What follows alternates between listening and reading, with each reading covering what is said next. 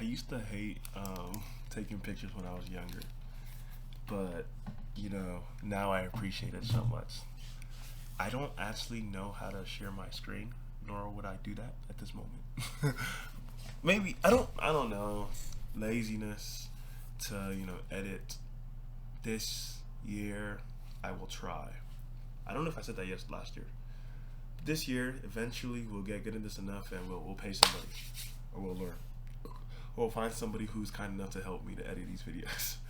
But I used to hate taking pictures when I was a kid, and now I get to see the beauty of it. On the 31st, since I moved to where I live, I haven't gone back to the old place that we lived in America. I've lived in America for 14 years. I lived in one place for 7 years, and I lived in this place for 8 years. Oh, 7 years, 7 years, seven. Hey, that's kind of crazy. But dog, as a kid, my mom used to force me to take these photos of her, force me to take these photos of myself, and I'm like, oh, I hate it, I hate it, I hate it, I hate it. But now I love it, not because I look good, but because I'm able to look back. There's this thing that says like a picture holds 1,000 words. So, what does a video do for memory wise? My kids don't even know this yet, but I'm gonna record everything. Not everything, but I'm gonna take photos. I'm gonna take videos. Yeah, because I want to be able to look back. Even then, like, I think we hold on to the past so much, but there's a beauty that the past holds. There's a beauty and nostalgia that the past holds. That's why some people like to get back with their ex. Lord help us. Anyways, uh, yeah, I love take. I don't know if I love, but I really appreciate taking photos now. I low key, I'm loving how I look. I don't know. I know some people are like, oh, I gotta lose 30 pounds. I gotta, blah, blah, blah. Even then, like, did I hate taking photos because I didn't like how I looked? Did I hate taking photos because it felt uncomfortable to be on camera? I think it's because I didn't like how I looked. Even like, so I had this ear infection and my face is swollen. And low key, I was supposed to do this interview, and I was like, dog, I don't want to do the interview. They're gonna think I'm some hideous, ugly monster. But confidence, if it's self innate and you know about yourself, you're chilling. I used to be sorry at this get. My teeth shining so bright that you can't even see it. But dog, I hated taking photos because I didn't like how I looked, and now I am so okay and happy with how I look. And I think becoming is just being okay with who you already are and who God already says you are. I don't think who you already are. I think life is a journey to become who God says you are. That's what I personally think. And now I'm probably just some more stuff that God wants me to do with his body. Get in the gym, lose some weight or something like that. I don't know, not muscular, but being able to be active, right? I don't want to be the dad who can't play with my kids. I don't want to be the husband whose wife is like, let's go skydiving. And I'm like, no, let's go swim here. I'm like, no, honey, I can't swim. But now, as I become more assured of myself, now I become more confident.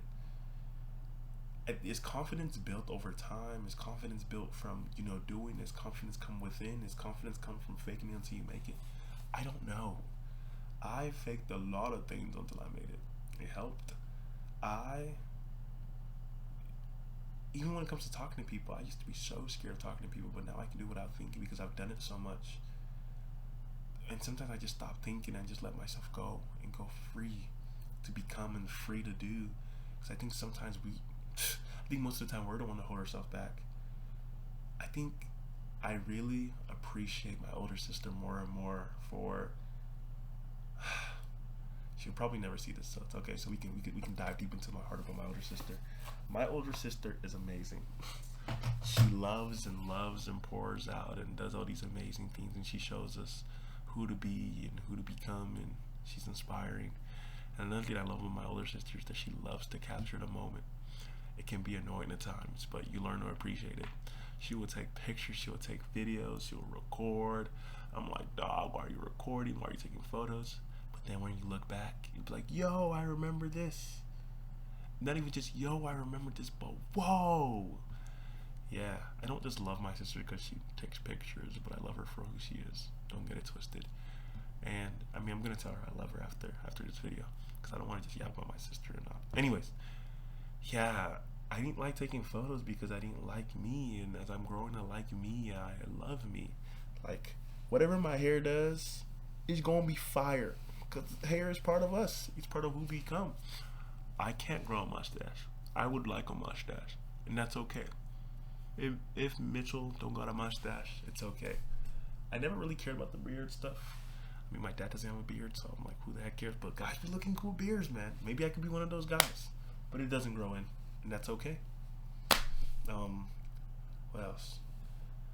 I think there's so much worth that we have that the world is gonna tell you that you don't have unless you're blank, you're this or that. But once you once you know it, and once you actualize it for yourself, and you know that God already told you that you're beautiful, got nothing to worry about.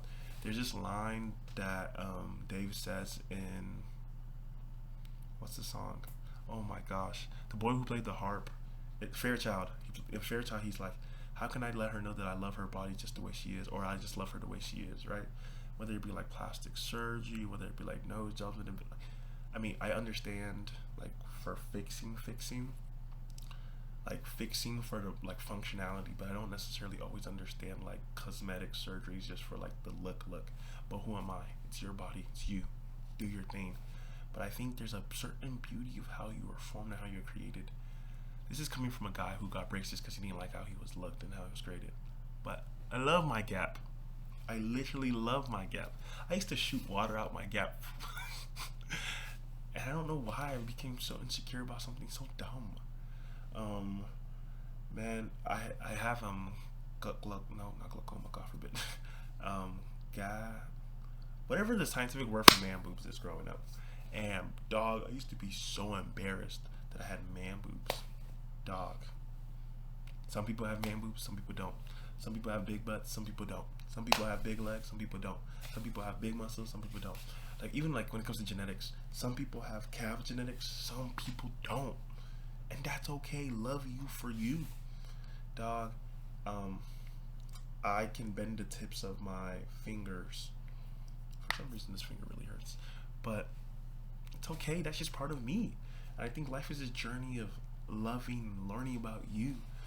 As I talk to more people and as I talk to my dad and whatnot, I'm like, dog, why did I feel these ways about myself?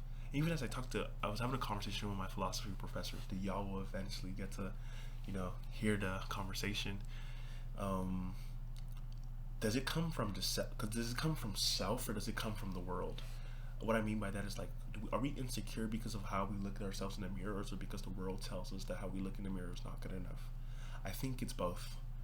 I think the world tells us that, then we come back home and redefine it and tell ourselves the same nonsense that the world is telling us, right? We'll see somebody and be like, oh my gosh, they look good, and then ourself will tell us, look, why don't we look that good, right? But then the world tells us in its own way that like we're supposed to fit that standard. I hate television. I hate TV because they will have these older people acting like children. High School Musical, whatever the main character dude's name is, he was like 20 something. He's acting like he was 16. Dog.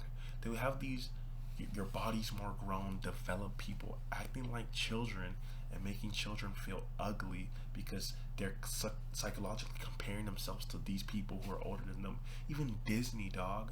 You have these perfectly curated people that you feel like a hideous monster, like the hump of Notre Dame.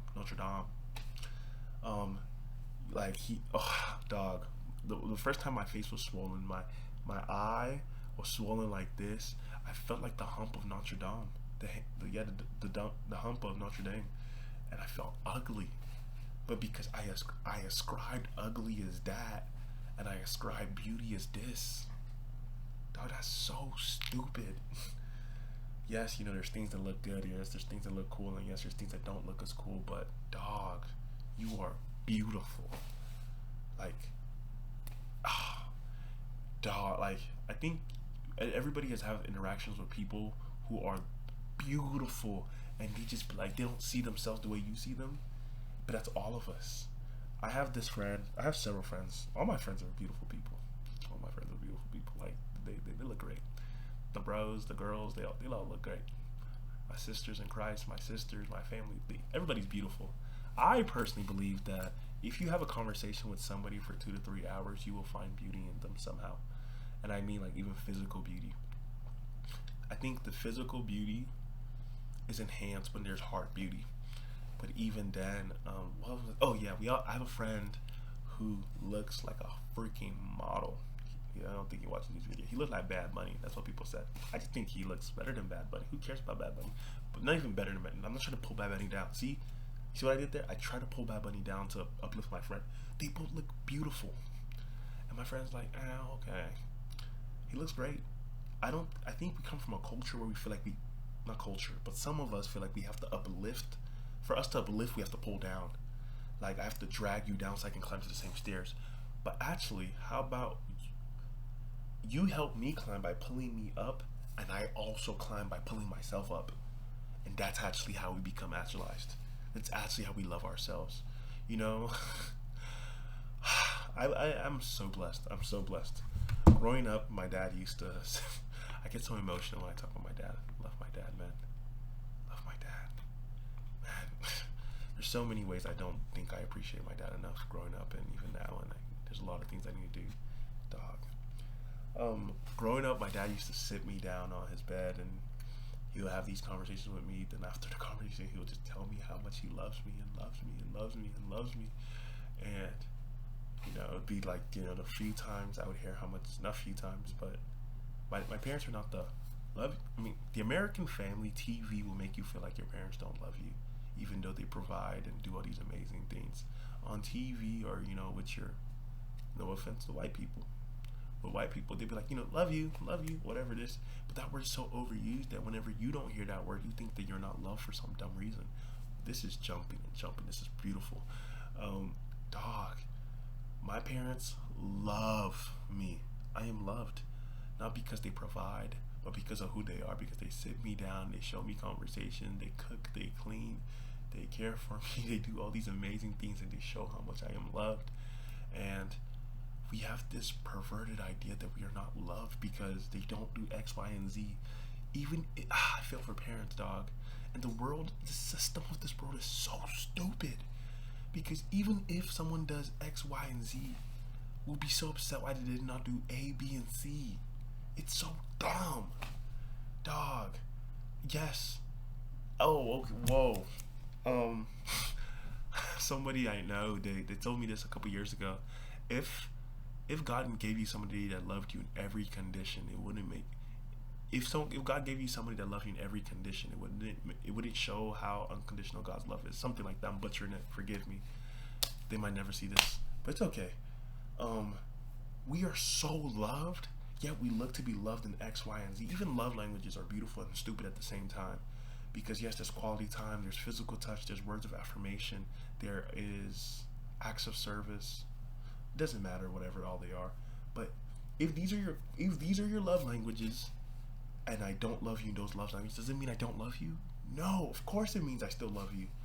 But it just means I'm not loving you in that way that you want to at that moment, but I still love you.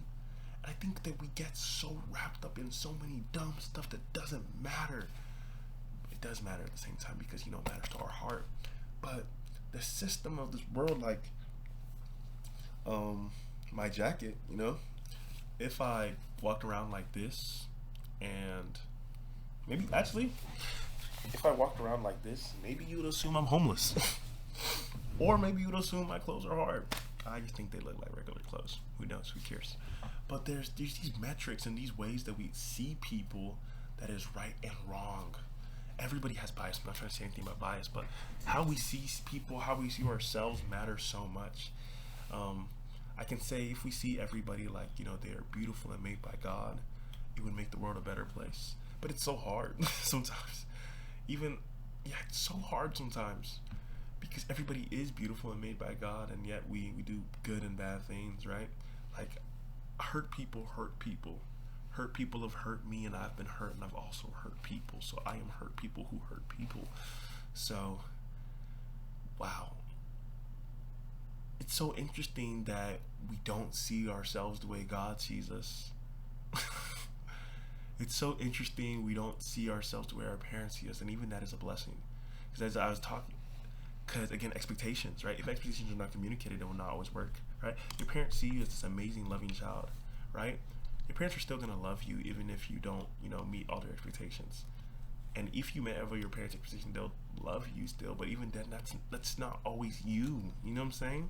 So it's even good that we actually don't see ourselves. It's actually wow. It's actually a blessing and a burden in disguise that we don't see ourselves the way other people see us.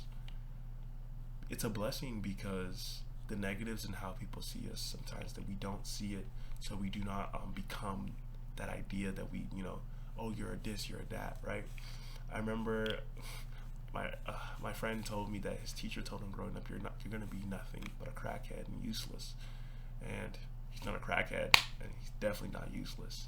So it's a beautiful thing that we don't see ourselves the way other people see us, but it's also a burden that we don't see the good that other people see in us, that we don't see the beauty that other people see in us, because you are beautiful, man. I should have said all this stuff in the beginning because this was like wow. Anyways, you are beautiful. You are beautiful. I don't see you anyhow because I can't actually see you, and even if you comment, I actually can't see you because most people don't have their profiles on YouTube to their actual picture. I think you're beautiful and your potential is great, and that you are gonna become who the Lord wants you to become and be this amazing, awesome, beautiful person.